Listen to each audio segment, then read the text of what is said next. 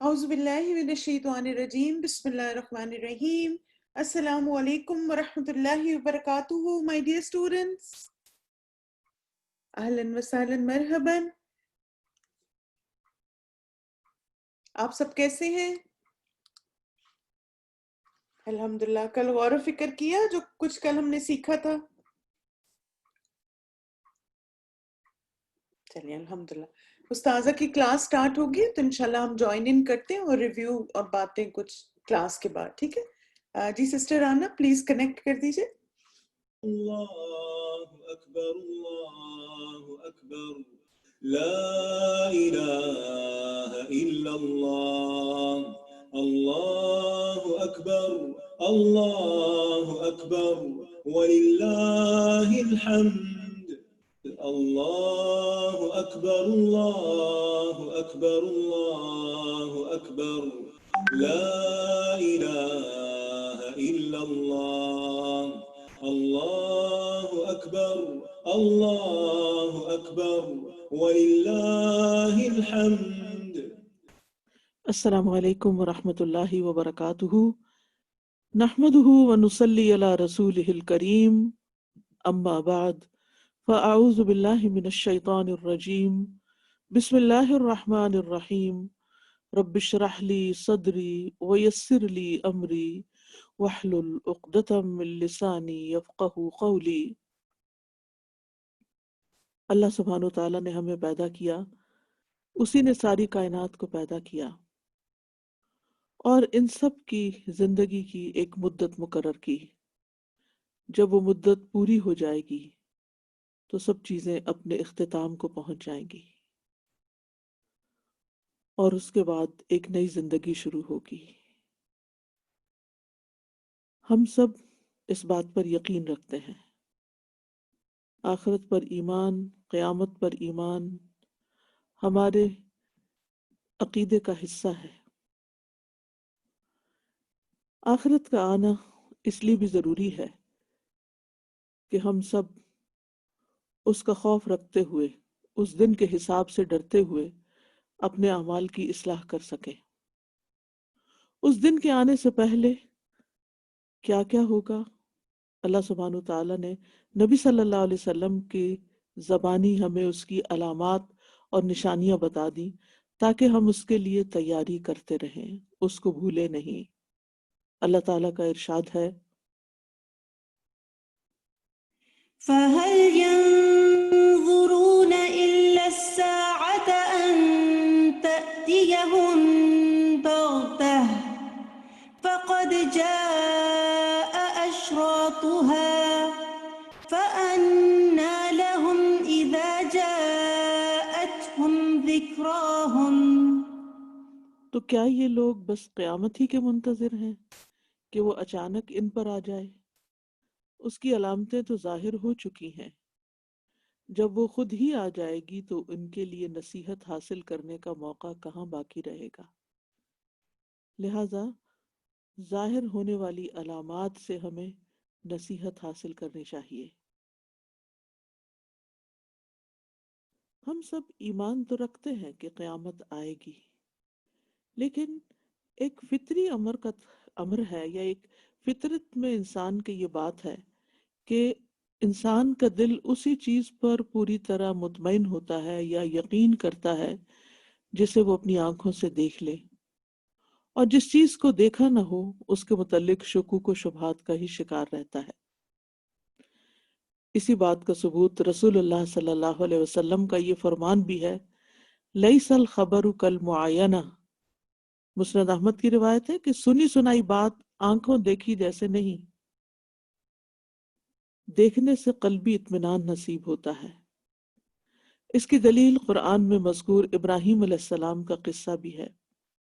وَإِذْ قَالَ إِبْرَاهِيمُ رَبِّ أَرِنِي كَيْفَ تُحْيِي الْمَوْتَى قَالَ أَوَلَمْ تُؤْمِنْ قَالَ بَلَى وَلَكِنْ لِيَطْمَئِنَّ قَلْبِي قَالَ فَخُذْ أَرْبَعَةً مِّنَ الطَّيْرِ فَصُرْهُنَّ إِلَيْكَ ثُمَّ اجْعَلْ عَلَى كُلِّ جَبَلٍ مِّنْهُنَّ جُزْءًا ثُمَّ ادْعُهُنَّ يَأْتِينَكَ سَعْيًا وَاعْلَمْ أَنَّ اللَّهَ عَزِيزٌ حَكِيمٌ.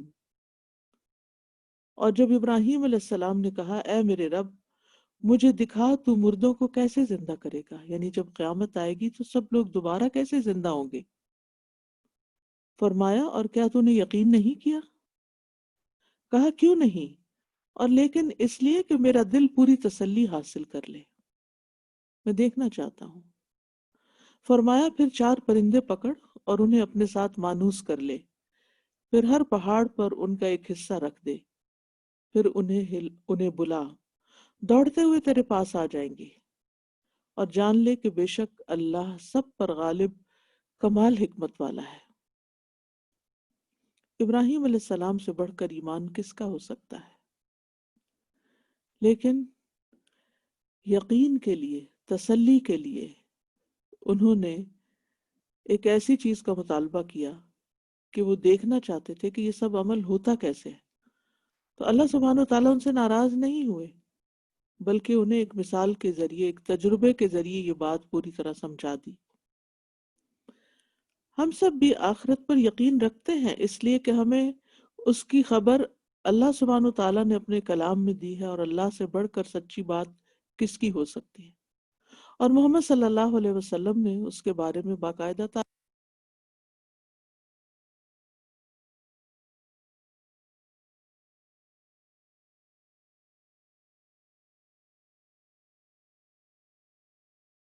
جب ہم آپ صلی اللہ علیہ وسلم کی بتائی ہوئی نشانیوں کو سچ ہوتا دیکھتے ہیں، پھر کوئی شک نہیں رہتا کہ اگر آپ نے قیامت کے آنے سے پہلے کچھ علامتیں بتائی ہیں اور ان میں سے کچھ علامات ظاہر ہو چکی ہیں اور کچھ آئندہ ظاہر ہونے والی ہیں، تو پھر اس کا مطلب ہے کہ اگر آپ کی بتائی ہوئی یہ باتیں سچی ہیں تو آپ کی بتائی ہوئی آخرت کی حقیقت بھی بالکل جیسے بتائی گئی ہے ویسے ہی ہے، اور اس سے کوئی فرار نہیں۔ اس دن انسان کہے گا این المفر، کہاں بھاگ کر جاؤں؟ لیکن بھاگنے کی کوئی جگہ نہیں ہوگی۔ آج ہمارے پاس آزادی ہے کہ ہم ان علامات کو دیکھ کر آخرت کا پورا یقین رکھتے ہوئے اپنے اعمال کی اصلاح کر لیں اور اس دن کی پوری تیاری کر لیں۔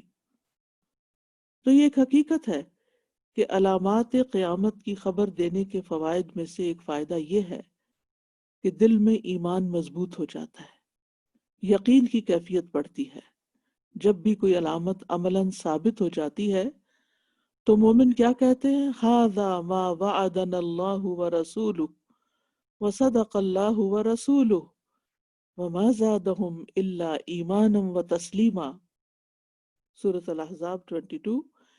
یہ وہی تو ہے جس کا اللہ اور اس کے رسول نے ہم سے وعدہ کیا تھا۔ یہ تو وہی چیز سامنے آ گئی، وہی نشانی پوری ہو گئی، اور اللہ اور اس کے رسول نے سچ کہا، اور اس چیز نے ان کو ایمان اور فرما برداری ہی میں زیادہ کیا۔ تو گویا صرف ایمان نہیں بڑھتا جب کسی نشانی کو انسان دیکھتا ہے یا اس کے بارے میں جانتا ہے، بلکہ اس کے ساتھ ساتھ اس کے اطاعت کے جذبے میں بھی اضافہ ہوتا ہے۔ اور یہی دراصل مقصود ہے کہ ہمارے دلوں میں ایمان مضبوط ہو جائے اور ہمارے عمل درست ہو جائے، جس کا ہمیں بھی فائدہ ہوگا اور ہمارے آس پاس رہنے والوں کو بھی فائدہ ہوگا، اور پھر الٹیمیٹلی ہم سب کی آخرت میں بھی فائدہ ہوگا۔ تو نبی صلی اللہ علیہ وسلم نے آخرت پر ایمان کو مضبوط کرنے کے لیے آخرت یا قیامت کی علامات بتائی ہیں۔ ایمان گھٹتا اور بڑھتا بھی رہتا ہے، اور اس دور میں فتنے بھی بہت ہیں، ماحول کے اثرات بھی مومن پر پڑتے ہیں، اور یہ چیزیں ایمان میں کمی کا باعث بنتی ہیں۔ لہٰذا اس ایمان میں اضافے کے لیے، مثلاً اللہ پر ایمان کے لیے کائنات کی بے شمار نشانیاں ہم دیکھتے ہیں، قرآن پڑھتے ہیں تو ہمارا ایمان مضبوط ہوتا ہے۔ اسی طرح آخرت پر ایمان جب ہمارا کمزور پڑنے لگتا ہے یا اس کو ہم نظر انداز کرنے لگتے ہیں یا اس کے بارے میں سنجیدگی سے سوچتے نہیں، تو آپ کی بتائی ہوئی ان علامات اور نشانیوں کو دیکھ کر ایک دم ہمارے ایمان میں اضافہ ہوتا ہے کہ ہاں یہ بات سچ ہے اور یہ تو ہو رہا ہے، اس کا مطلب اگلا سٹیپ بھی ہونے ہی والا ہے۔ تو بہرحال علامات قیامت کا مقصد یہی ہے کہ ہمارے سامنے جا بجا ایسی چیزیں پیش کر دی جائیں کہ جن سے ایمان بالآخرت بار بار مضبوط ہوتا رہے، اور جب ایمان بالآخرت مضبوط ہوتا ہے، جب یہ یقین بڑھتا ہے کہ حساب ہوگا، بدلہ ملے گا، تو انسان سوچ سمجھ کر عمل کرتا ہے، حرام چیزوں سے اجتناب کرتا ہے، نیک اعمال کی کثرت کرتا ہے تاکہ آخرت میں کامیابی حاصل کر سکیں۔ پھر اسی طرح ان علامات کو پڑھنے سے اللہ کی رحمت کی وسعت کا اندازہ ہوتا ہے۔ یہ اللہ تعالیٰ کی وسیع رحمت کا حصہ ہے کہ اللہ تعالیٰ اچانک اپنے بندوں پر قیامت قائم نہیں کرے گا، اگرچہ وہ اچانک ہی آئے گی کیونکہ اس کا علم کسی کے پاس نہیں، لیکن اس کی علامات دیکھ کر ذہنی طور پر لوگ تیار ہوں گے کہ ایک ایسا دن آنے والا ہے۔ اللہ تعالیٰ چاہتا تو کوئی بھی علامت ظاہر کیے بغیر قیامت کو اچانک قائم کر دیتا، لیکن یہ اللہ تعالیٰ کی بندوں پر شفقت ہے اور رحمت ہے، اور یاد دہانی کرانا ہے کہ وہ اللہ کی طرف متوجہ ہوں، اس کی طرف توبہ کرتے رہیں اور اس دن کی تیاری کرتے رہیں۔ اسی لیے قیامت کے قائم ہونے سے پہلے کچھ علامات مقرر کی گئیں جو قیامت آنے سے پہلے واقع ہوں گی اور اس کے بعد قیامت آئے گی، تاکہ لوگ غفلت سے جاگ اٹھیں اور اپنے معاملات میں احتیاط اختیار کریں۔ پھر اسی طرح یہ ہے کہ علامات قیامت کا مقصد نفس کو اور زیادہ بیدار کرنا ہے، کیونکہ نفس کی ایک خاصیت یہ ہے کہ خواہشات اس کو مغلوب کر لیتی ہیں، وہ برائی کی طرف جلد مائل ہو جاتا ہے۔ ان النفس لامارۃ بالسوء، نفس جس چیز کی خواہش کرتا ہے پھر انسان اس طرف قدم اٹھانے لگتا ہے۔ تو قیامت کی علامات میں سے جب کوئی علامت جان لی جاتی ہے اور ہم آہستہ آہستہ قیامت کے مزید قریب ہوتے چلے جاتے ہیں، تو جو ہی کوئی علامت واقع ہوتی ہے تو انسان کا دل ڈر جاتا ہے، انسان کا نفس اور زیادہ بیدار ہو جاتا ہے، اس میں ایک آگہی آ جاتی ہے، پھر نفس کو کنٹرول کرنا آسان ہو جاتا ہے۔ ورنہ اگر آخرت کو بھولے ہوئے ہوں تو نفس ہمیں کنٹرول کرنے لگتا ہے۔ پھر نفس فتنوں کا سامنا کرنے کے لیے تیار ہو جاتا ہے۔ نبی صلی اللہ علیہ وسلم نے علامت قیامت کے بارے میں خبر دیتے ہوئے نہ صرف پیش آنے والے واقعات اور خاص طور پر فتنوں کا ذکر کیا، بلکہ ان فتنوں میں کرنے کے کام بھی بتا دیے کہ پھر کرنا کیا ہوگا۔ تو آپ کی ان تعلیمات کی روشنی میں ہم فتنوں کا سامنا کرنے کی تیاری کرتے ہیں اور اس کے لیے اپنے آپ کو اس طرح پریپیئر کرتے ہیں کہ ہم ان فتنوں سے بچ کر، اپنے دامن کو بچا کر صحیح سلامت اس دنیا سے گزر جائیں۔ پھر اسی طرح انسانی تربیت میں یا نفس کی تربیت میں ان علامات کا علم فائدہ مند ہوتا ہے۔ تو علامات قیامت کے فوائد میں سے ایک فائدہ کیا ہے کہ انسان کا نفس جو ہے اس کا تزکیہ ہوتا ہے اور اس کی تربیت ہوتی ہے۔ یعنی تزکیہ اور تربیت کا عمل کیا ہوتا ہے کہ اس میں سے برے خیالات نکالے جائیں اور اچھے خیالات اس میں ڈالے جائیں، اچھے خیالات کی نشو و نما ہو۔ تو ماحول کے اثر سے جو پولوشن ہوتی ہے، جو نفس کے اندر خرابیاں پیدا ہوتی ہیں، علامات قیامت کا بیان پڑھ کر ان کی صفائی اور تطہیر ہونے لگتی ہے، تزکیہ کا عمل ہونے لگتا ہے، اور دنیا کی محبت کم ہونے لگتی ہے، اور جن چیزوں کو نفس عام طور پر چھوڑ نہیں سکتا اور جن چیزوں کے لیے ہلکان ہوتا ہے اس میں کمی آ جاتی ہے۔ تو انسانی نفس کی تربیت کے لیے یہ علم حاصل کرنا ضروری ہے۔ پھر اسی طرح انسان برائیوں کو چھوڑ دیتا ہے اور نافرمانیوں سے دور ہو جاتا ہے۔ صغیرہ اور کبیرہ گناہوں کو چھوڑنے کا ذریعہ بن جاتا ہے یہ علم۔ پھر اسی طرح ایک اور فائدہ یہ ہے کہ انسان نہ صرف یہ کہ خود اپنی بلکہ اپنے اہل و عیال کی، اپنے رشتہ داروں کی اللہ تعالیٰ کی اطاعت پر تربیت کر لیتا ہے. یعنی اس علم کو جب دوسروں کے ساتھ شیئر کرتا ہے تو ان کو بھی فائدہ ہوتا ہے.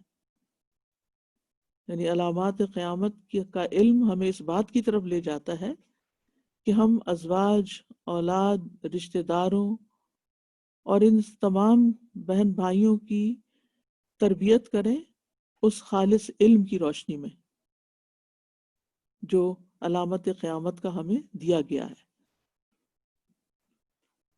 پھر اسی طرح نیکیوں میں سبقت کا جذبہ پیدا ہوتا ہے. انسان جب اپنی آخرت کی فکر کرتا ہے تو انسان کے اندر شوق پیدا ہوتا ہے کہ وہ اچھے اچھے کام کرے جو اس کو کل قیامت کے دن فائدہ دیں. سورۃ الانبیاء میں آتا ہے انہم کانوا یسارعون فی الخیرات ویدعوننا رغبا ورہبا وکانوا لنا خاشعین.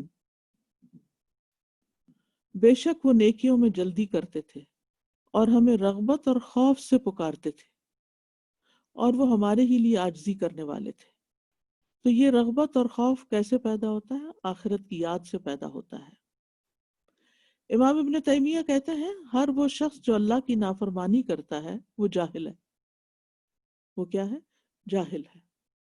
کیونکہ جس کے اندر معرفت ہوگی، اللہ کی پہچان ہوگی، آخرت کے دن کو جانتا ہوگا، وہ اللہ کی نافرمانی نہیں کرے گا، اور اگر اس سے بھول ہو جائے تو واپس پلٹے گا کہ میرا راستہ کچھ اور ہے.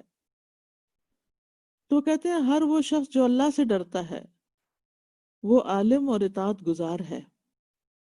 اللہ سے ڈرنے والا موت سے پہلے نیک اعمال کی طرف سبقت کرتا ہے اور وہ دنوں اور گھڑیوں کو غنیمت سمجھتا ہے، یعنی اپنے اوقات کی حفاظت کرتا ہے.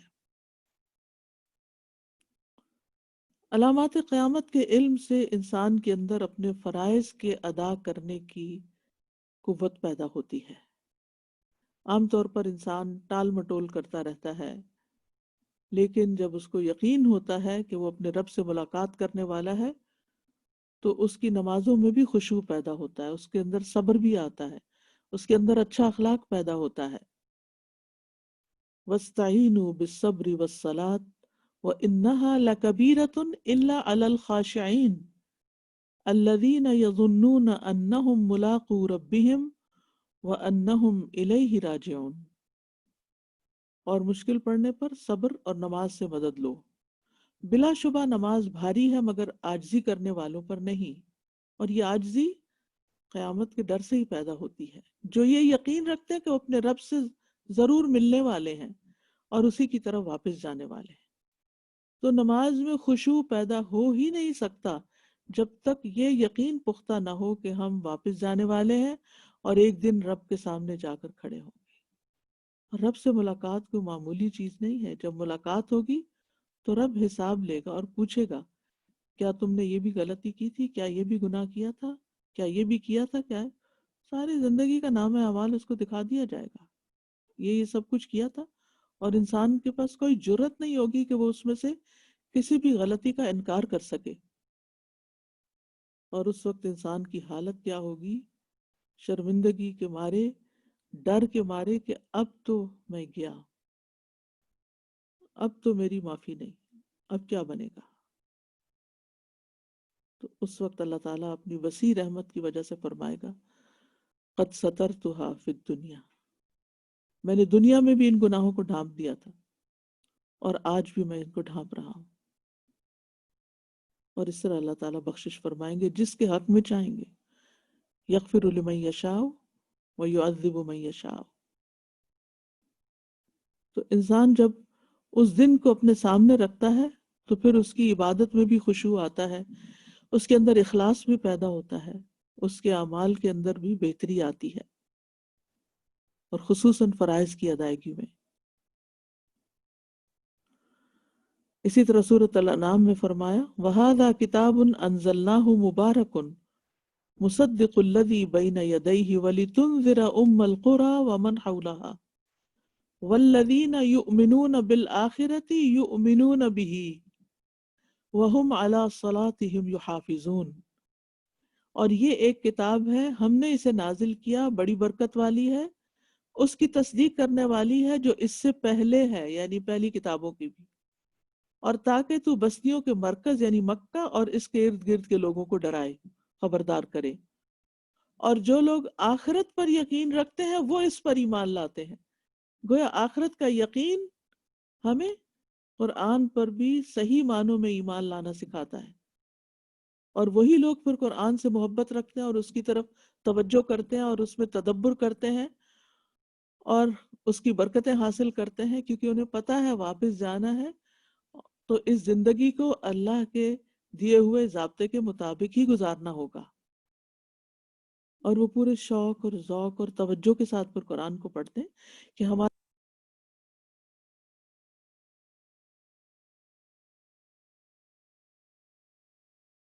اس نے ہمیں کیا گائیڈ لائنز دی ہیں، کن چیزوں سے بچنے کا حکم دیا ہے، کن چیزوں کو کرنے کا حکم دیا ہے۔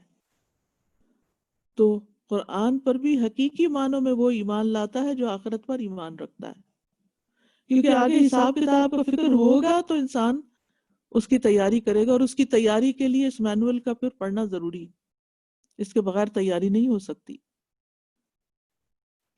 اور پھر ان کے عمل میں سب سے بڑی تبدیلی کیا آتی ہے جو آخرت پر ایمان لانے والے اور اس کتاب پر ایمان لانے والے، کہ وہ اپنی نمازوں کی حفاظت شروع کر دیتے ہیں، ان کی اوقات کی حفاظت، ان کی شرائط، ان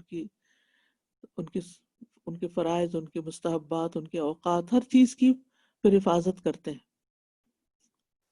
اور یہ چیز انہیں پھر آخرت میں کام آئے گی۔ پھر نہ صرف یہ کہ انسان آخرت کی فکر سے حقوق اللہ ادا کرتا ہے، بلکہ حقوق العباد کی بھی فکر کرتا ہے۔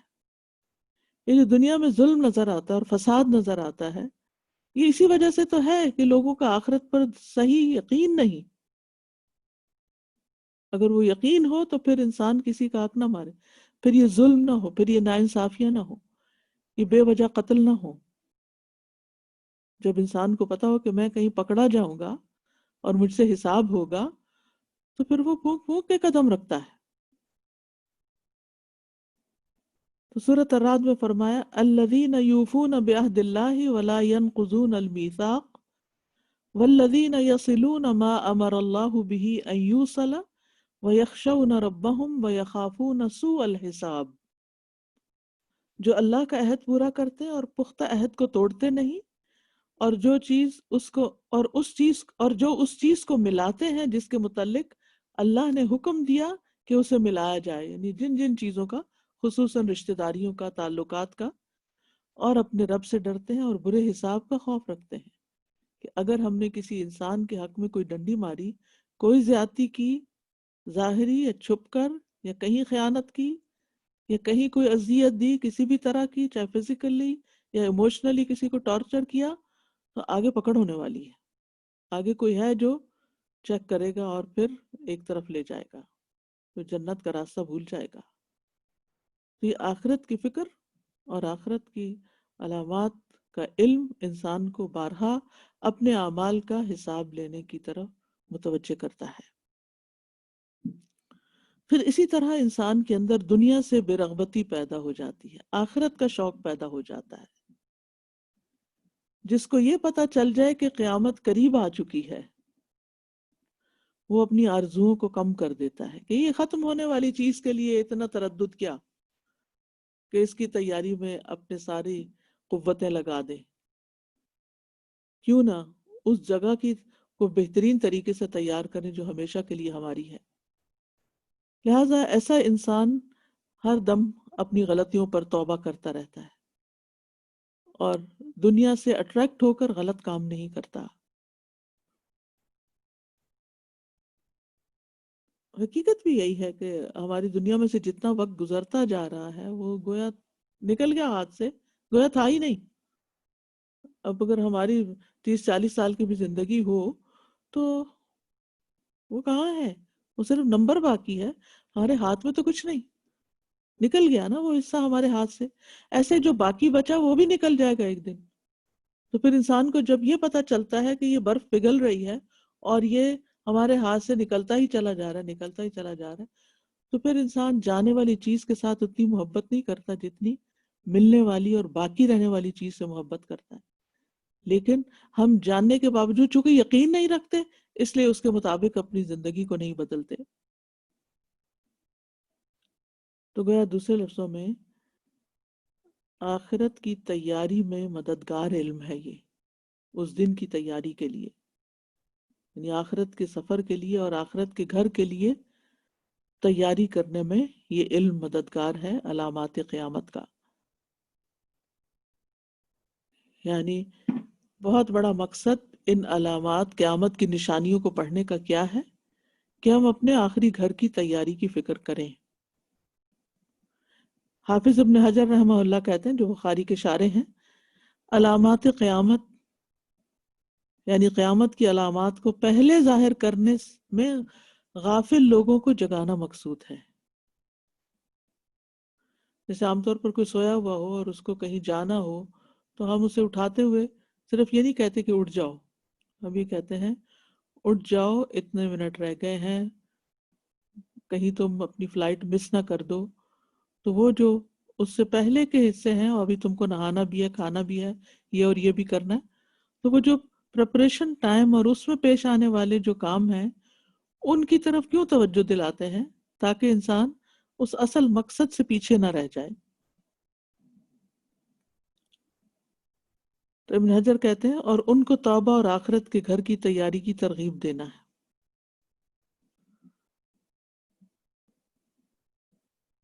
تو بار بار ان علامات کا تذکرہ جو ہے یہ اصل زندگی کی فکر پیدا کر دیتا ہے انسان کے اندر. سورۃ العنکبوت 64 میں اللہ تعالیٰ فرماتے ہیں وَمَا هَذِهِ الْحَيَاةُ الدُّنْيَا إِلَّا لَهْوٌ وَلَعِبٌ وَإِنَّ الدَّارَ الْآخِرَةَ لَهِيَ الْحَيَوَانُ لَوْ كَانُوا يَعْلَمُونَ. اور دنیا کی یہ زندگی نہیں مگر ایک دل لگی اور کھیل، اور بے شک آخری گھر یقیناً وہی اصل زندگی ہے اگر وہ جانتے ہوتے. تو جب انسان جان لیتا ہے تو پھر اسی کو گھر سمجھتا ہے اور دنیا کو مسافر خانہ سمجھتا ہے، اور انسان اصل رہائش کی جگہ پرماننٹ ریزیڈنس کے لیے پراپر تیاری بھی کرتا ہے، یعنی جہاں اسے ہمیشہ رہنا ہے. رسول اللہ صلی اللہ علیہ وسلم نے فرمایا تم جانتے ہو کہ ہمیں اللہ کی طرف لوٹنا ہے، پھر جنت کی طرف یا جہنم کی طرف جانا ہے. وہ ایسی مستقل اقامت گاہ ہے کہ وہاں سے روانگی نہیں ہوگی، وہ ایسی ہمیشگی ہے کہ جس میں موت نہیں آئے گی، اور وہاں ایسے جسم ہوں گے جو مرنے والے نہیں. یعنی دنیا میں انسان کے جسم ہمیشہ کے لیے بنائے نہیں گئے، اسی لیے ان کے اندر مسلسل تبدیلی واقع ہوتی رہتی ہے، بالآخر وہ ختم ہو جاتے ہیں، فنکشنالٹی ان کی ختم ہو جاتی ہے.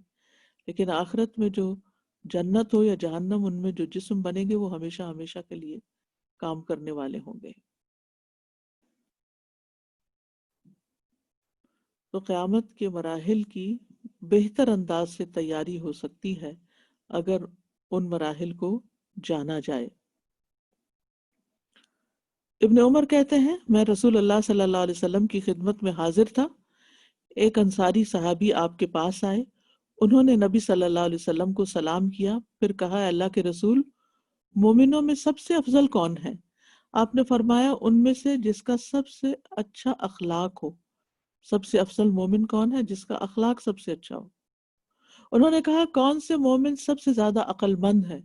آپ نے فرمایا جو موت کو زیادہ یاد کرتے ہیں اور اس کے بعد کے مراحل کے لیے زیادہ اچھی تیاری کرتے ہیں، وہی عقل مند ہے. تو الحمدللہ آپ سب جو لیکچر سن رہے ہیں، جو یہ کورس پڑھ رہے ہیں، یہ اس بات کا ثبوت ہے کہ آپ کو اللہ تعالیٰ نے سمجھ دی ہے، شعور دیا ہے، اور آپ اس موت کی اور آخرت کی اور قیامت کی تیاری کے لیے ان علامات کو جان رہے ہیں. اور یہی مقصد ہونا چاہیے. This knowledge is not for fun, کہ ہم طرح طرح کی باتیں پڑھیں اور کہیں او یہ بھی کہا تھا اور یہ بھی ہونے والا ہے اور یہ بھی یہ ہو گیا اور وہ نہیں ہوا اور یہ بھی ہو جائے گا، اور پھر ان چیزوں کو ڈھونڈنا شروع کر دیں اور پھر کچھ مختلف دنیا کے واقعات اور حادثات کو ان پہ فٹ کرنا شروع کر دیں. یہ مقصد نہیں ہے. اصل مقصد اس کو پرسنلی لینا ہے. واقعات دنیا میں ہو رہے ہیں لیکن یہ اس علم کو اپنی ذات پر منطبق کریں کہ اب مجھے کیا کرنا ہے، میرا کیا رول ہے اپنی زندگی کے لیے، اپنی اس زندگی سے اپنی آخرت کے لیے زیادہ راہ اکٹھا کرنا ہے. تو یہ ہمارا گول ہونا چاہیے کہ ہمیں وہاں کے لیے سامان اکٹھا کرنا ہے، اور وہ سامان کیا ہے؟ عمل صالح اور تقوی ہے۔ سورۃ الحشر 18 میں اللہ تعالیٰ فرماتے ہیں یا ایھا الذین آمنوا اتقوا اللہ ولتنظر نفس ما قدمت لغد واتقوا اللہ ان اللہ خبیر بما تعملون۔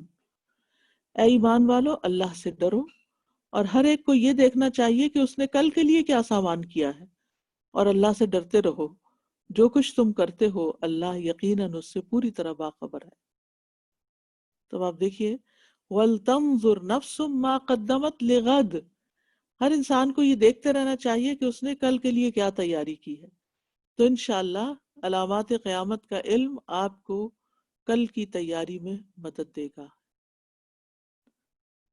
نبی صلی اللہ علیہ وسلم نے صحابہ کرام کو باقاعدہ اس کی تعلیم دی تھی، ان کے بارے میں بتایا تھا، کیونکہ حدیث جبریل سے ہمیں اس کی تفصیل معلوم ہوتی ہے، اور جبریل علیہ السلام کا آنا اور آپ کا جواب دینا کس مقصد کے لیے تھا؟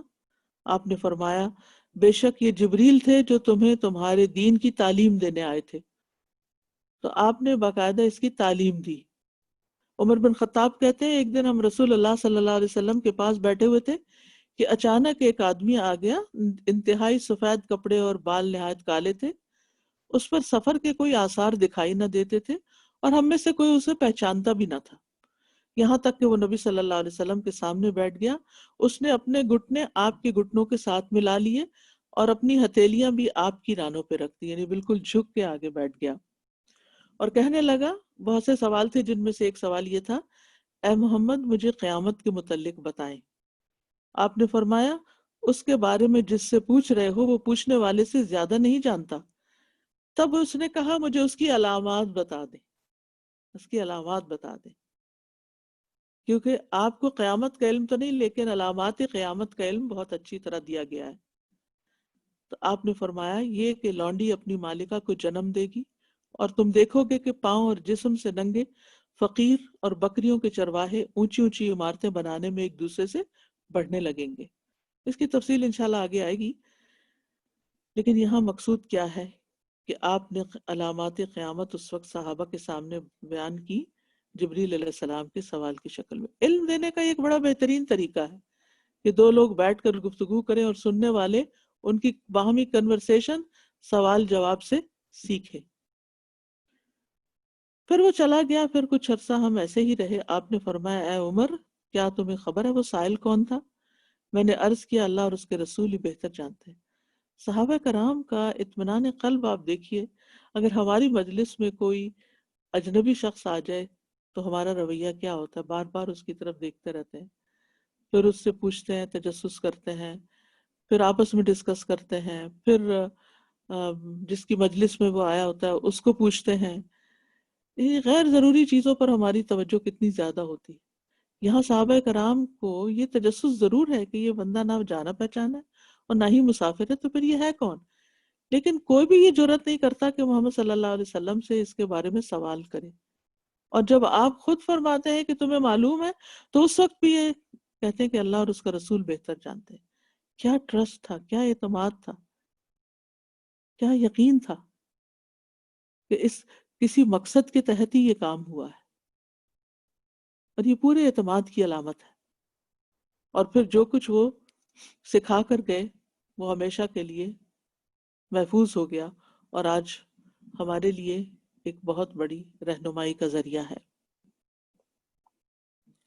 اب میں ذکر کروں گی کچھ علامات قیامت کی اقسام کا، کہ کتنی قسم کی علامات ہیں یا نشانیاں ہیں۔ تو علامات قیامت کو دو بڑے حصوں میں تقسیم کیا جاتا ہے۔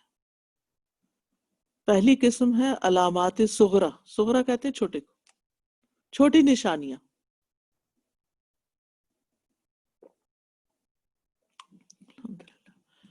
اور ان کی دو قسمیں ہیں۔ نمبر ایک، ایسی نشانیاں جو واقع ہو چکی ہیں، یعنی یہ وہ علامات ہیں جو اب تک ہو چکی ہیں اور گزر چکی ہیں، اور انہیں قیامت کے وقوع پذیر ہونے سے بہت پہلے ہونے کی وجہ سے چھوٹی علامات کہا جاتا ہے۔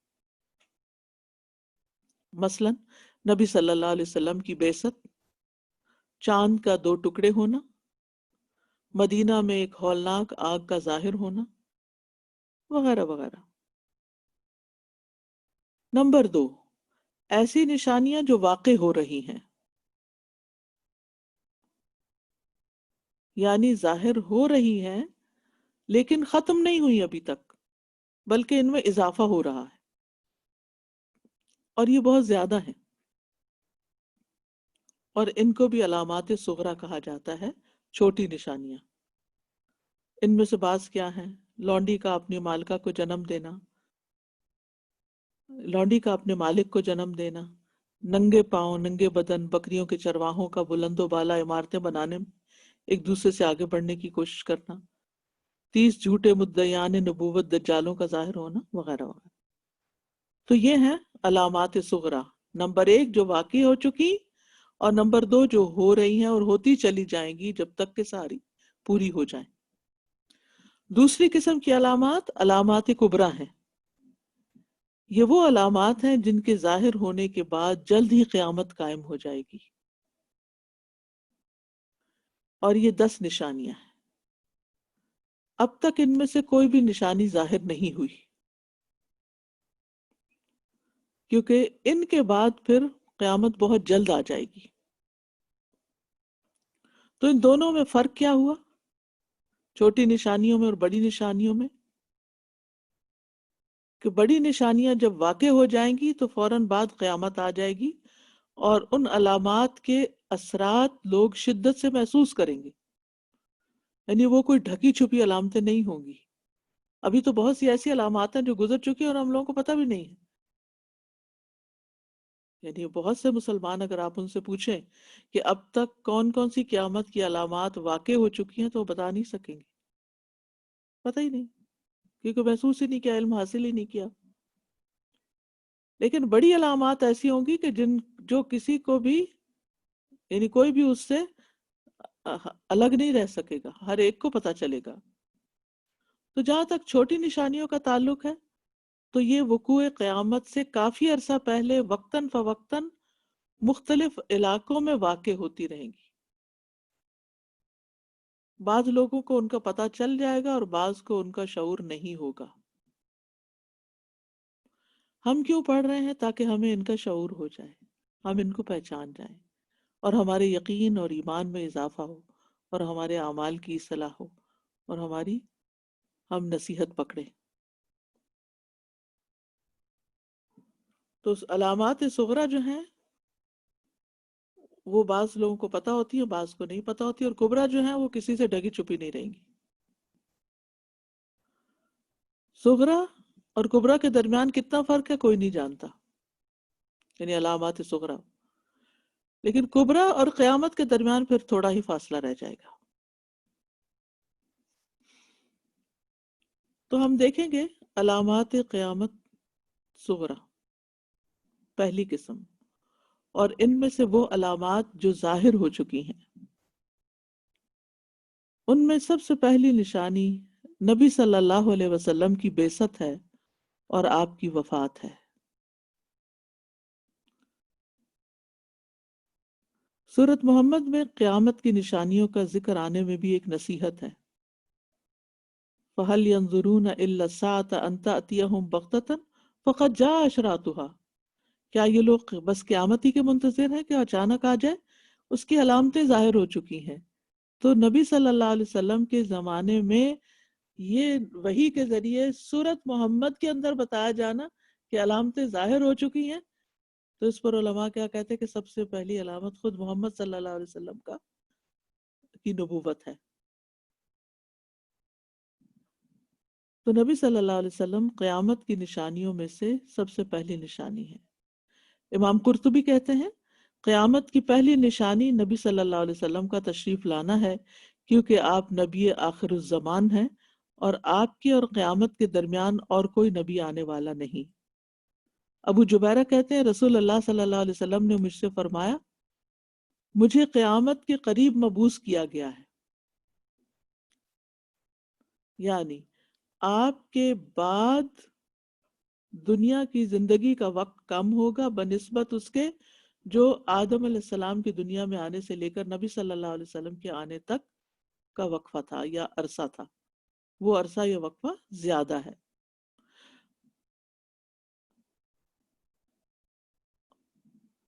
آپ صلی اللہ علیہ وسلم کا فرمان ہے نسم الساعہ، یعنی بعثت فی نسم الساعہ، مجھے قیامت کے قریب مبعوث کیا گیا۔ تو نسمہ کا لفظ جو یہ نسیم سے ہے، نسیم ہلکی پھلکی ہوا کے چلنے کے ابتدائی وقت کو کہتے ہیں،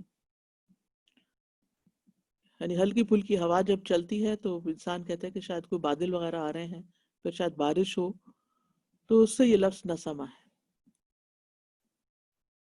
یعنی میں قیامت کی علامتوں میں سے ابتدائی علامات میں مبعوث ہوا ہوں، اور ان علامتوں کا ظہور ہلکا پھلکا اور کمزور ہے، ابھی یعنی بہت کم ہے علامات۔ ایک اور قول یہ ہے کہ نسمہ نسمت ان کی جمع ہے، اور نسمہ روح کو کہتے ہیں، یعنی میں ان ذو ارواح لوگوں میں بھیجا گیا ہوں جنہیں اللہ تعالیٰ نے قیامت کے قریب ہونے سے کچھ پہلے پیدا کیا ہے، یعنی آخری لوگوں میں۔ گویا آپ یہ فرمانا چاہتے ہیں کہ میں بنی آدم کی آخری نسل میں مبعوث ہوا ہوں۔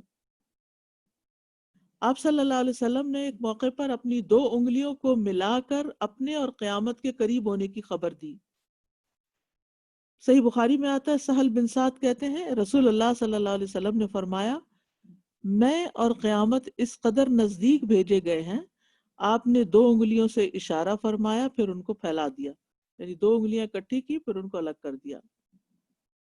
جابر بن عبداللہ کہتے ہیں، صحیح مسلم کی روایت ہے کہ رسول اللہ صلی اللہ علیہ وسلم جب خطبہ دیتے تو آپ کی آنکھیں سرخ ہو جاتی، آواز بلند ہو جاتی اور جلال کی کیفیت طاری ہو جاتی، حتیٰ کہ ایسے لگتا جیسے آپ کسی لشکر سے ڈرا رہے ہوں، اور فرما رہے ہیں کہ وہ لشکر صبح یا شام تمہیں آ لے گا، یعنی آخرت کی اتنی فکر دلاتے تھے، اور فرماتے میں اور قیامت اس طرح بھیجے گئے ہیں، اور آپ اپنی شہادت کی انگلی اور درمیانی انگلی کو ملا کر دکھاتے، یعنی لوگوں کو خبردار کرنے کا ایک انداز تھا کہ اب دنیا کی مہلت یا مدت یا عرصہ زیادہ باقی نہیں رہا، دنیا جلد ختم ہو جائے گی،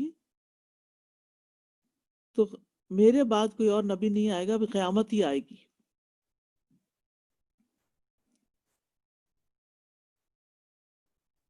تو ان 2 انگلیوں کے درمیان بہت کم فاصلہ ہوتا ہے، یعنی اگر آپ دیکھیں انگوٹھے اور سبابہ، یعنی یہ جو انگلی ہے شہادت کی انگلی، اس کے درمیان اچھا خاصا فاصلہ ہے۔ پھر سب سے چھوٹی انگلی اور اس کے ساتھ والی انگلی جو رنگ فنگر کہلاتی ہے، اس میں آپ دیکھیں اچھا خاصا فاصلہ ہے۔ پھر اس کے مقابلے میں تھوڑا کم ہے مڈل فنگر اور رنگ فنگر کے درمیان، لیکن سب سے کم فاصلہ ان 2 انگلیوں کے درمیان ہے جو سبابہ اور وسطیٰ کہلاتی ہیں۔ وسطیٰ مڈل اور سبابہ جس سے اشارے کیے جاتے ہیں، لڑائی جھگڑے میں گالی گلوچ دیتے ہوئے لوگ ایک دوسرے کی طرف پوائنٹ آؤٹ کرتے ہیں۔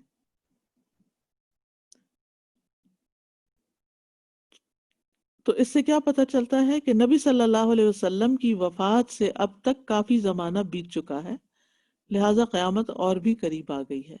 یعنی اگر آپ اپنے دور میں 1400 سال پہلے فرما رہے ہیں کہ قریب ہے، تو پھر 1400 سال بعد تو اس کی نسبت بھی قریب ہو گئی۔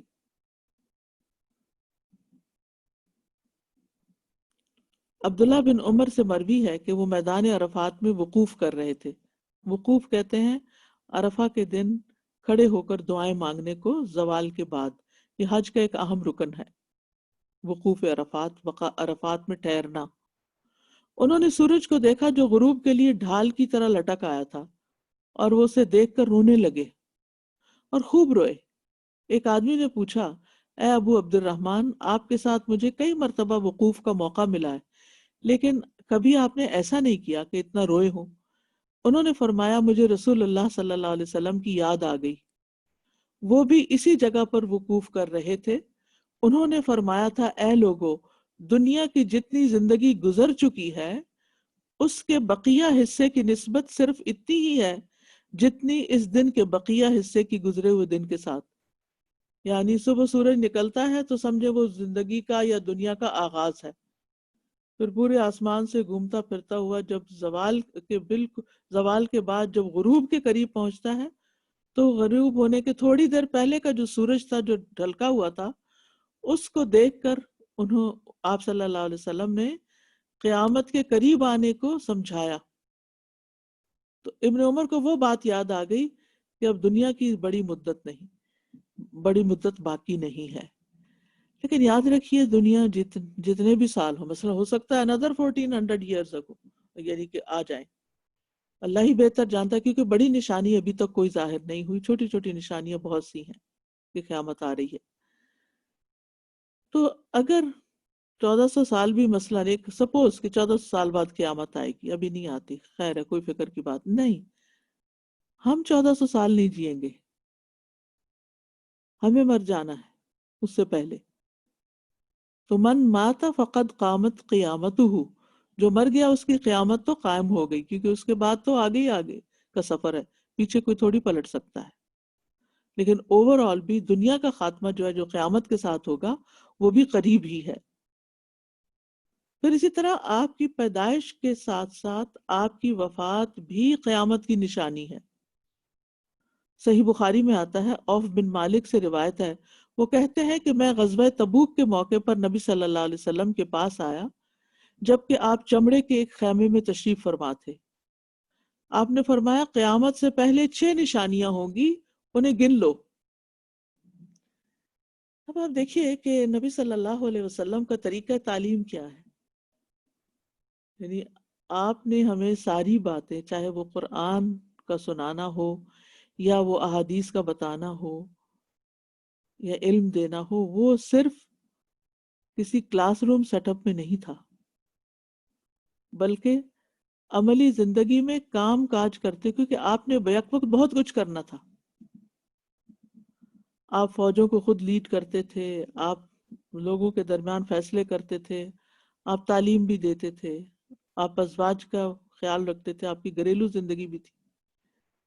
تو بہت ساری چیزوں میں آپ نے تعلیم کے لیے گھنٹوں نہیں لگائے، بلکہ جو کام جہاں کر رہے ہوتے تھے، کسی سفر پر ہوتے یا کسی غزوے میں ہوتے، تو وہاں بھی تعلیم کا سلسلہ مسلسل جاری رہتا.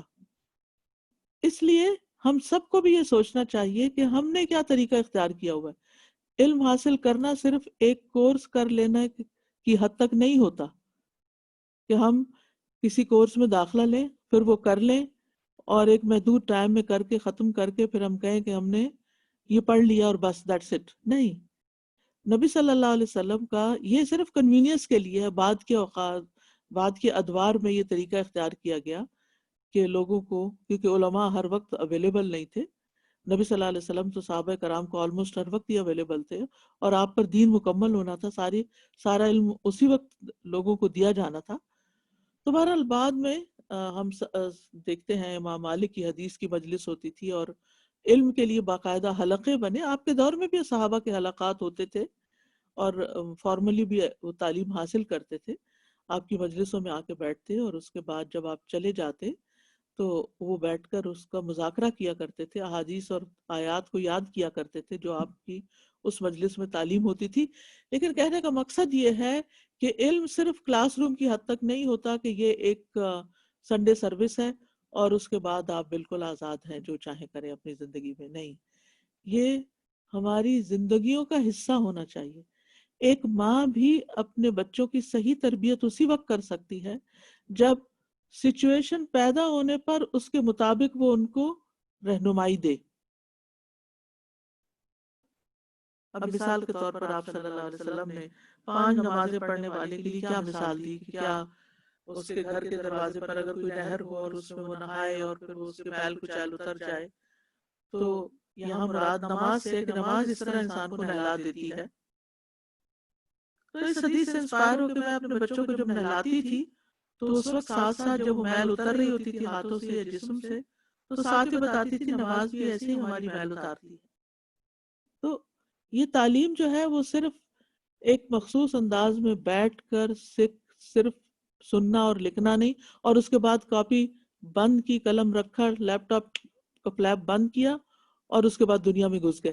نہیں، یہ علم دنیا میں جانے کے بعد بھی ہمارے ذہن میں تازہ رہنا چاہیے اور اس کو آگے شیئر کرنا چاہیے، اور حالات اور مواقع کی مناسبت سے بے وقت کی راگنی نہ ہو کہ جب کوئی سننے کے لیے تیار نہ ہو تو اس وقت ہم اس کو حدیثیں سنانی شروع کر دیں، لیکن جب جب جہاں جہاں جو سچویشن پیدا ہو اس کے مطابق تعلیم دیتے رہیں۔ تو اس میں آپ صلی اللہ علیہ وسلم نے کیا فرمایا؟ اور آپ کہاں تھے؟ غزوے پر، جنگ کا موقع ہے، سبحان اللہ۔ اور آپ کو معلوم ہے کہ یہ غزوۃ الاسرہ کہلاتا ہے، یعنی بڑی تنگی والا سفر تھا، 600-700 میل دور کا سفر تھا، سخت گرمی کا زمانہ تھا، اور سواریاں بھی پوری نہیں تھیں، اور بہت سی مشکلات تھیں، اور پہلی دفعہ مسلمان عربوں سے باہر جنگ کرنے کے لیے جا رہے تھے۔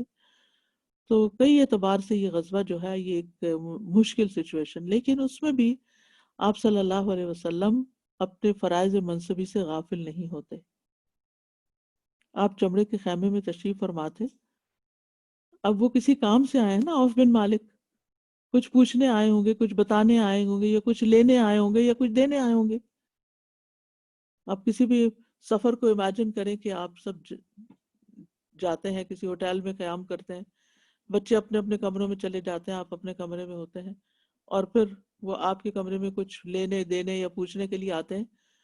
تو کیا ایسے مواقع پر ہم نے کبھی کوئی کسی کو کوئی چیز یاد کروائی یا کچھ بتائی؟ جب تک یہ طریقہ ریوائیو نہیں ہوگا اس وقت تک دین ہماری عملی زندگیوں میں نہیں آئے گا۔ ہم نے اس کو ایک الگ خانے میں بند کر دیا، یہ ہمارا کورس ہے، یہ ہماری تعلیم ہے، اور یہ ہمارا گھر ہے، یہ ہمارے بچے، یہ ہماری جاب ہے، یہ ہماری شادی بیاہ ہے، یہ ہمارا بزنس ہے۔ ہر چیز الگ الگ خانوں میں پڑی ہے، ان کے اندر کنیکٹیوٹی نہیں، ان کو باہم کنیکٹ کرنے کی ضرورت ہے۔ اور ان سب کے اندر پیوریفیکیشن تبھی ہوگی جب ہم اصل سرچشمے سے پانی لے کر ان سب کی تطہیر کرتے رہیں گے۔ بہرحال اس موقع پر آپ نے فرمایا کہ قیامت سے پہلے 6 نشانیاں ہوں گی، ان کو شمار کر لو۔ نمبر 1 میری وفات، نمبر 2 بیت المقدس کی فتح، نمبر 3 وہ وبا جو تم میں اس طرح پھیلے گی جس طرح بکریوں کی بیماری قواس پھیلتی ہے، قواس، قاف اور عین سے۔ چوتھی مال کی اس قدر فراوانی کہ اگر کسی کو 100 اشرفیاں دی جائیں گی تو بھی وہ خوش نہیں ہوگا کہ یہ کیا دیا ہے۔ اور پانچویں ایک فتنہ جس سے عرب کا کوئی گھر نہیں بچے گا۔ چھٹی نشانی وہ صلح جو تمہارے اور رومیوں کے درمیان ہوگی، وہ بے وفائی کریں گے اور 80 جھنڈے لے کر تم سے لڑنے آئیں گے، اور ہر جھنڈے تلے 12,000 فوج ہوگی۔ تو اس میں آپ دیکھیے کہ آپ کی وفات تو ایک نشانی ہے ہی، اور یہاں پر بیت المقدس کا فتح ہونا حضرت عمر کے دور میں ہوا۔ پھر بیماری کی جو وبا کی بات آپ نے کی کہ بکریوں کی بیماری قواس کی طرح پھیلے گی، قواس الغنم، یعنی بکریوں کو لگ جانے والی بیماری کی طرح تم پر اثر کرے گی۔ یہ ایسی بیماری تھی جو بکریوں کو لگا کرتی تھی، پھر ان کو موت تک پہنچا دیتی، یعنی وبائی موت جو جانوروں میں برپا ہوتی ہے۔ تو ایسی ہی موت یعنی ایسی ہی وبا انسانوں میں پھیلے گی اور ان کو بہت جلد ہلاک کر دے گی۔ اور علماء یہ کہتے ہیں کہ یہ وبائی بیماری امواس کا طاعون تھا جو حضرت عمر بن خطاب کے زمانے میں پھیلا، اور یہ طاعون کی پہلی وبا تھی جو دور اسلام میں واقع ہوئی، اور اس میں 3 دن میں 70,000 لوگ فوت ہو گئے، شہید ہو گئے کہنا چاہیے، کیونکہ جو طاعون کی بیماری میں فوت ہوتا ہے وہ شہید ہوتا ہے۔ اور امواس بیت المقدس کی بستیوں میں سے ایک بستی ہے جہاں مسلمانوں کی فوج نے پڑاؤ کیا ہوا تھا۔ اور یہ بیت المقدس جو یہ فلسطین کا علاقہ ہے، یہ یاد رکھیے، کسی گھر کی بات نہیں، بیت گھر کو کہتے ہیں عام طور پہ، یعنی وہ علاقہ جس کو اللہ نے برکت دی ہے، مقدس یعنی پاک۔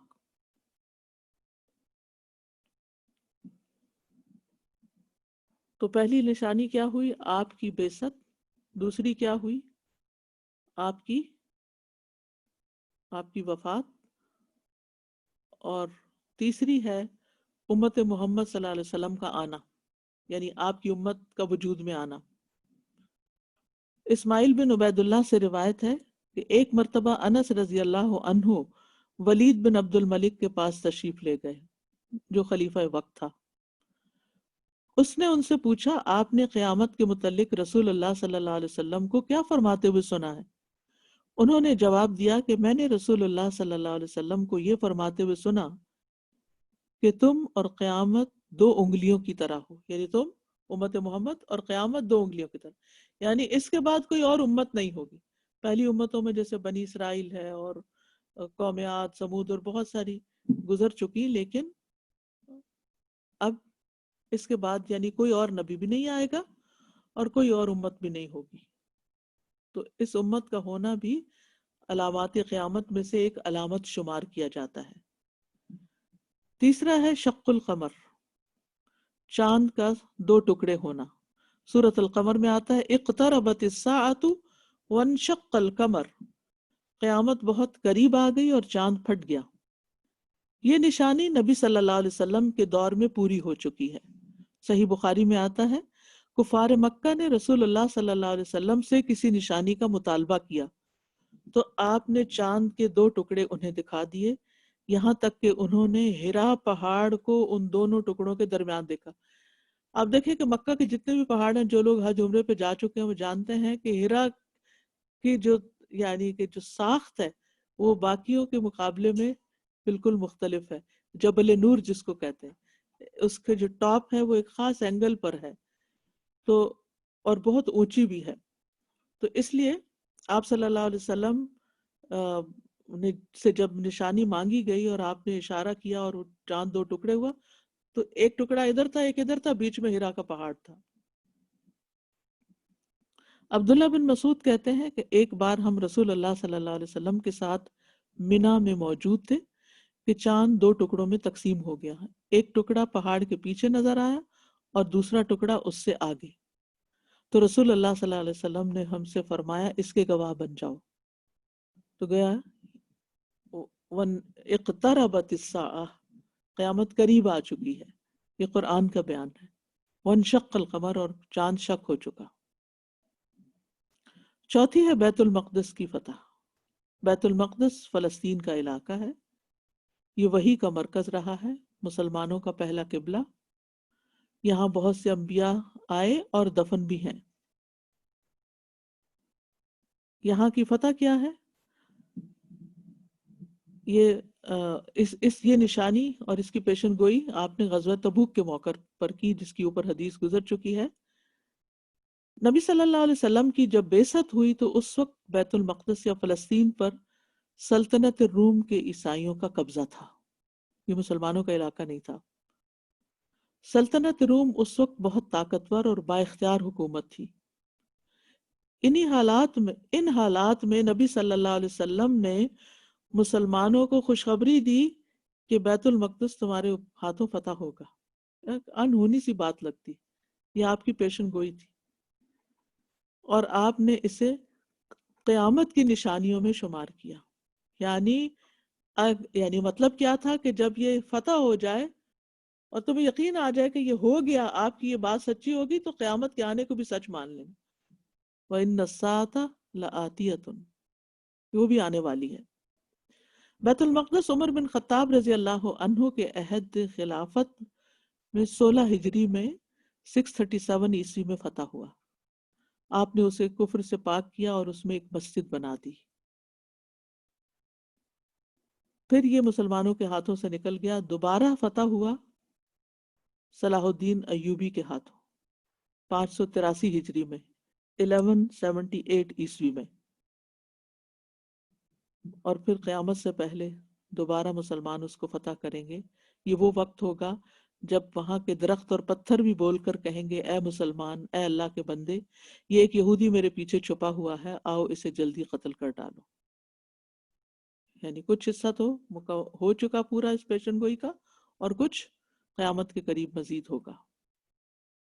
پانچویں نشانی جو آپ نے بتائی وہ بکریوں کی بیماری کی طرح بیماری واقع ہونا، یعنی وبا کا پھیلنا، جو پیچھے حدیث گزر چکی ہے۔ یہ علامات قیامت میں سے ہے۔ اس حدیث میں موجود ایک موتانن مبالغے کا صیغہ ہے جس کے معنی ہے موت بکثرت واقع ہوگی، یعنی جس طرح کسی بھی ایپیڈیمک سے یا پینڈیمک سے لوگ سینکڑوں نہیں ہزاروں لاکھوں کی تعداد میں موت کا شکار ہو جاتے ہیں، تو اسی طرح یہ بیماری جب پھیلے گی تو ہزاروں لوگ فوت ہو جائیں گے۔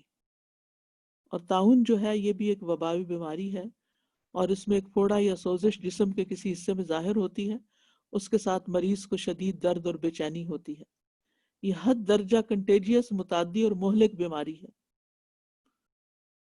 تو عوف بن مالک کہتے ہیں کہ قیامت سے پہلے 6 چیزیں شمار کر لینا، اور ان میں سے ایک موتانن کا قعاس الغنم، یعنی بکریوں کے ریوڑ جس طرح متعدی بیماری کی نظر ہو جاتے ہیں، ایسے انسانوں کی گروہ کے گروہ اس بیماری کا شکار ہو جائیں گے۔ اس وبا میں بہت سے جلیل القدر صحابہ کرام بھی اس جہان فانی سے رخصت ہو گئے۔ معاذ بن جبل، ابو عبیدہ بن جراح، شرحبیل بن حسنہ، فضل بن عباس بن عبد المطلب، اور بھی دوسرے بہت سے صحابہ۔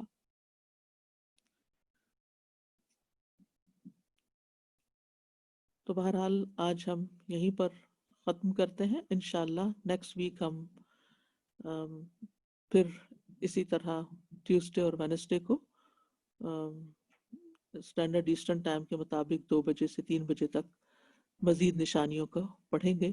اللہ تعالیٰ سے دعا ہے کہ ان کے پڑھنے کا مقصد پورا ہو، ہماری زندگیوں میں ایک تبدیلی پیدا ہو، ہمارا ایمان مضبوط ہو، ہمیں اللہ پر ایمان، قرآن پر ایمان، نبی صلی اللہ علیہ وسلم پر ایمان، اور خاص طور پر اس تعلیم سے ہماری آخرت پر ایمان مضبوط ہو، تاکہ ہم اس کی تیاری کر سکیں اور اپنے رب کو راضی کر سکیں اور ہمیشہ کی جنتوں میں صالحین کے ساتھ داخل ہو سکیں۔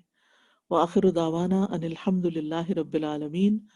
سبحانک اللہم وبحمدک، اشہد ان لا الہ الا انت، استغفرک واتوب الیک۔ السلام علیکم ورحمۃ اللہ وبرکاتہ۔ الله أكبر الله أكبر الله أكبر، لا إله إلا الله، الله أكبر الله أكبر ولله الحمد۔ اعوذ باللہ من الشیطان الرجیم، بسم اللہ الرحمن الرحیم۔ السلام علیکم ورحمۃ اللہ وبرکاتہ مائی ڈیئر اسٹوڈنٹس۔ آج الحمدللہ ہمیں کچھ لسنرز نے بھی جوائن کیا، آپ سب کو بھی میں ویلکم کرتی ہوں۔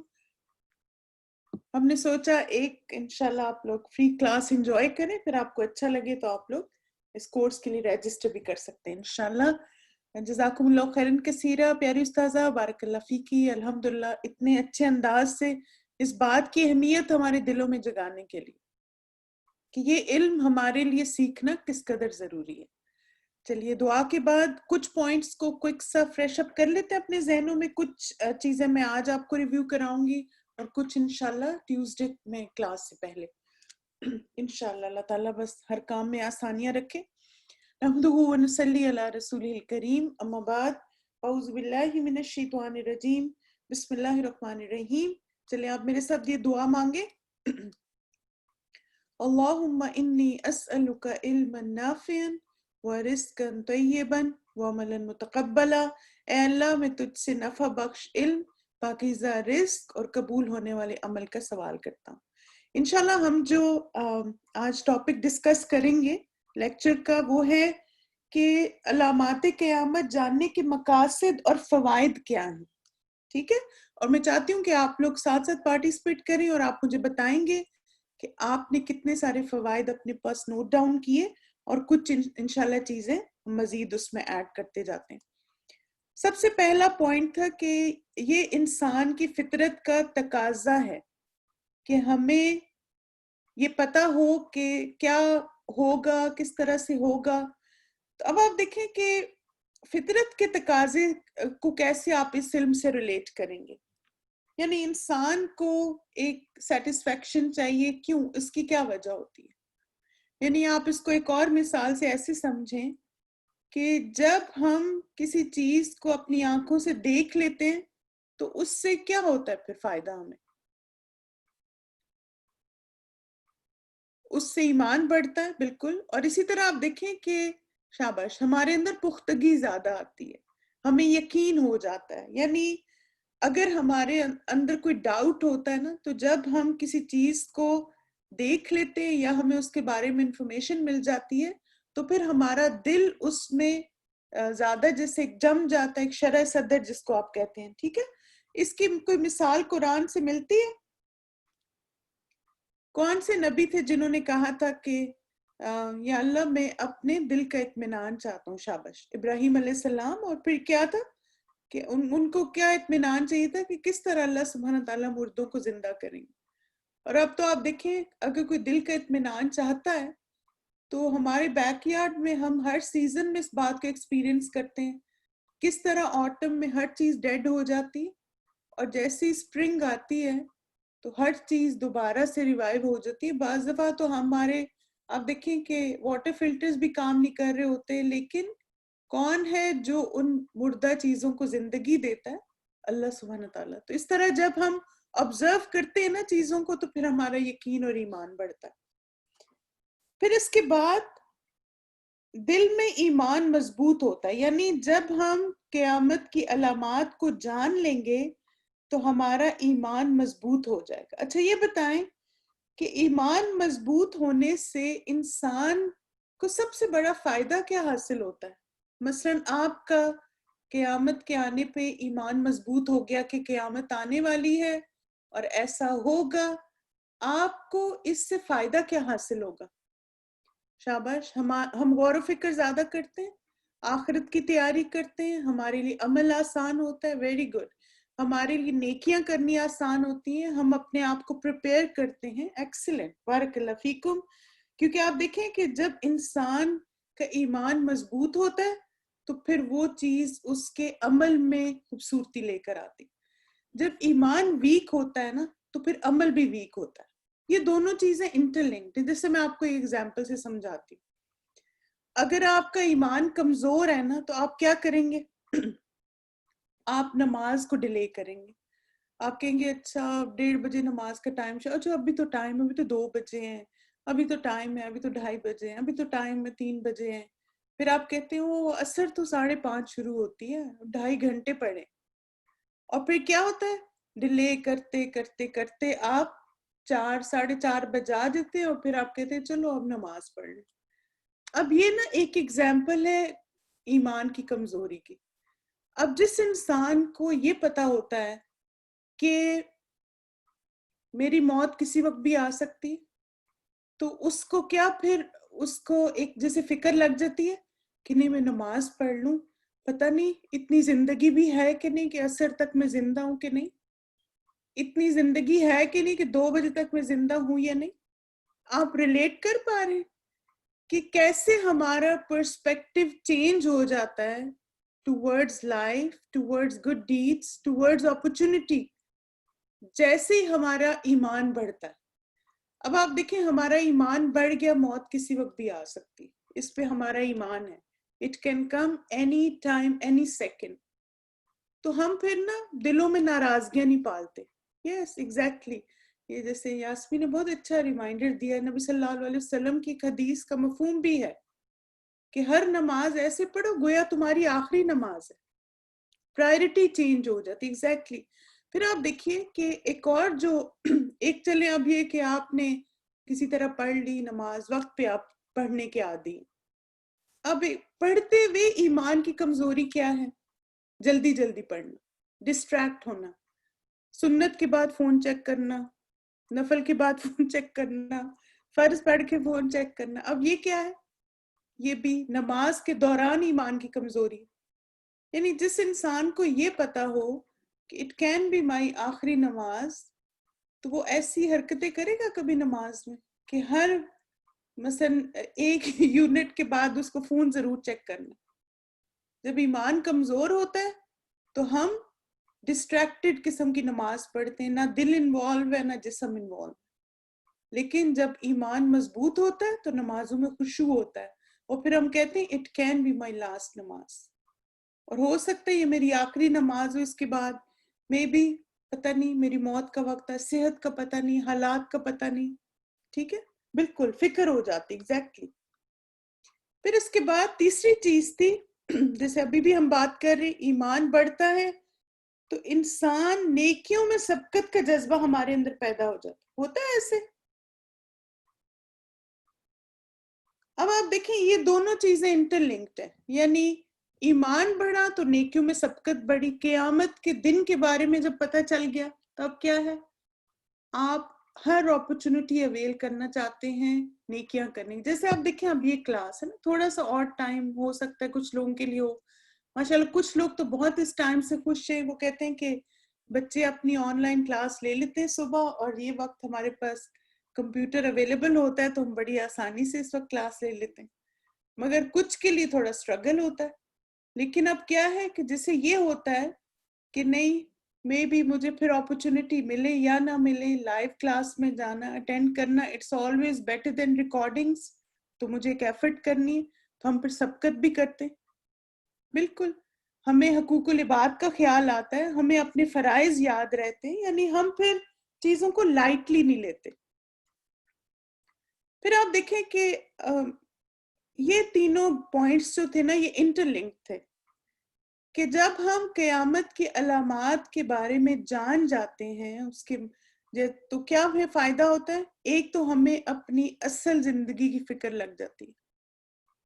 یہ چیز آخرت کی تیاری میں مددگار ہے، اور انسان کی اصل اقامت گاہ کی تیاری.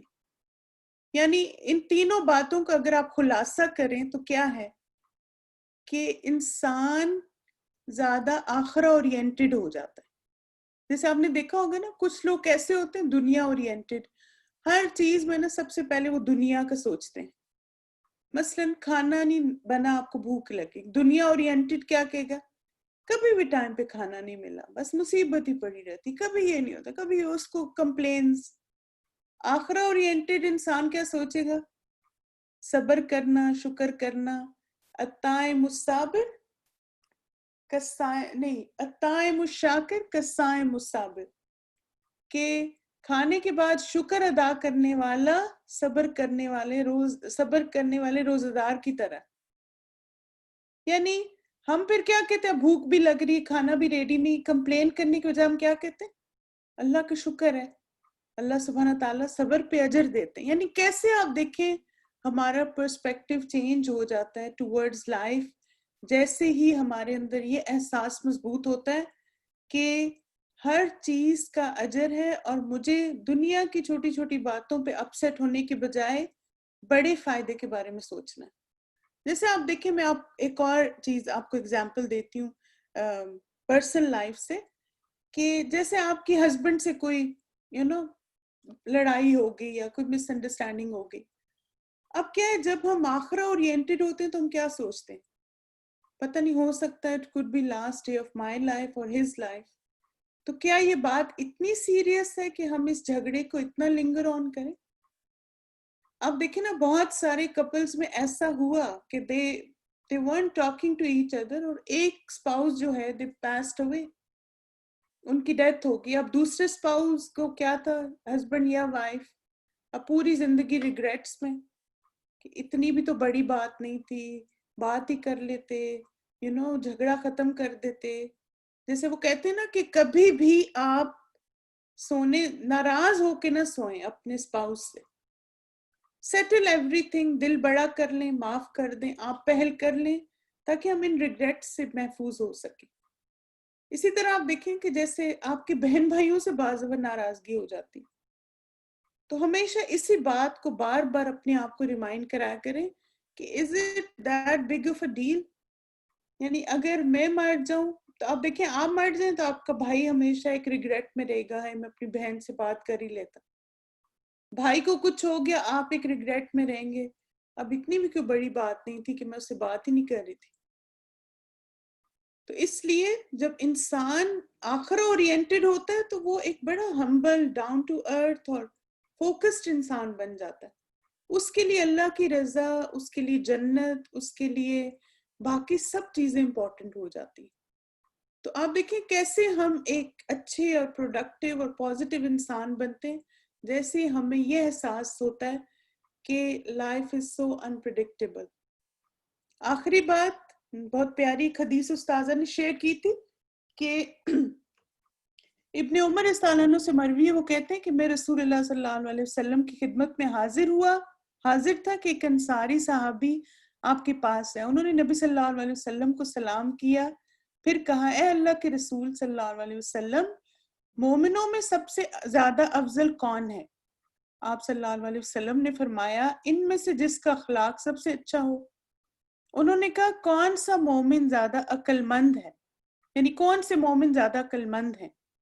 آپ صلی اللہ علیہ وسلم نے فرمایا جو موت کو زیادہ یاد کرتے ہیں اور اس کے بعد کے مراحل کی زیادہ اچھی تیاری کرتے ہیں وہی عقل مند ہے.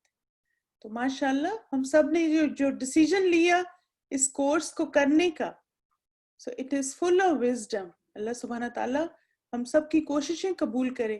تو آپ دیکھیں کہ اس کورس میں ہمارا گول کیا ہوگا پھر، کہ موت کو زیادہ یاد کرنا، یعنی یہ سوچنا کہ ٹائم بہت کم ہے and there's so much I have to do، اور اس کے بعد کے مراحل کی زیادہ اچھی تیاری کرنا. اللہ سبحانہ تعالیٰ ہم سب کو توفیق دے اور ایک باعمل مسلمان بنائے، آخرہ اورینٹڈ اور آخرت پہ فوکس کرنے والا بنائے. جزاکم اللہ خیرن کثیرہ مائی ڈیئر اسٹوڈنٹس. انشاءاللہ آپ لوگوں سے نیکسٹ ویک ملاقات ہوگی. فرائیڈے تک آپ کا کوئز اویلیبل ہو جائے گا، ہم آپ کو ای میل کر کے بتا دیں گے تاکہ آپ ان 2 دن کے لیکچرز کو اچھی طرح سے ریویو کر سکیں. جی آپ بالکل کر لیں. یہ لیں. جزاکم اللہ خیرن کثیرہ. سبحانک اللہم و بحمدک، اشہد ان لا الہ الا انت، استغفرک و اتوب الیک. السلام علیکم ورحمۃ اللہ وبرکاتہ. ربنا اغفر لنا ذنوبنا وإسرافنا في أمرنا وثبت أقدامنا وانصرنا على القوم الكافرين.